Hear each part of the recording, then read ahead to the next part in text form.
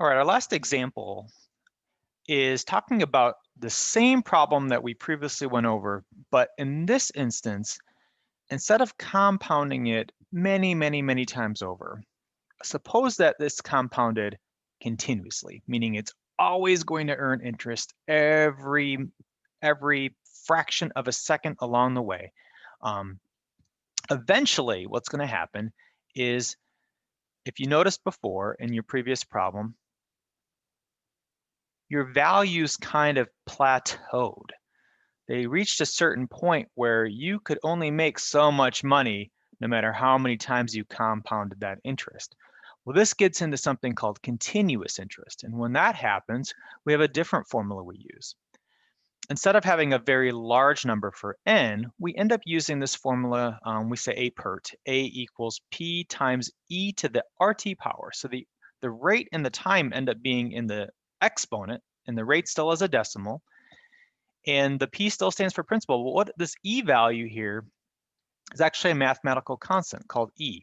And if you type that in your calculator, your TI calculator or this calculator, and I can show you how to do it in your TI, you get about 2.718281828846. It's at a rational number. It'll go on forever just like pi would. And it actually changes the formula up a little bit. So instead of having a continuously or a very large number for n, you don't have to worry about n. N's out of the picture. It plateaus to this constant called e.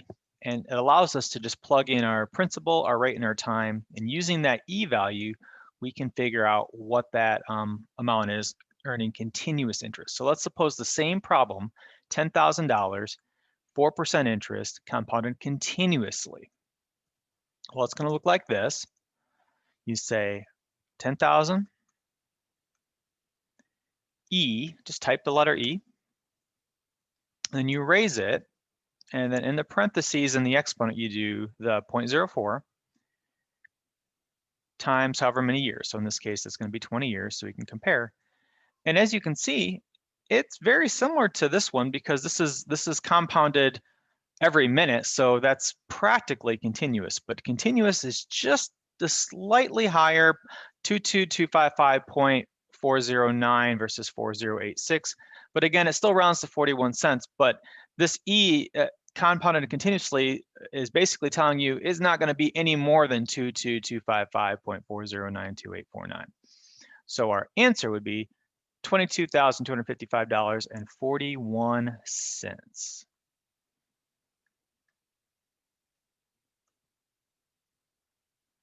And that would be your amount compounded into continuously, which is practically the same amount as you would get compounded, every minute.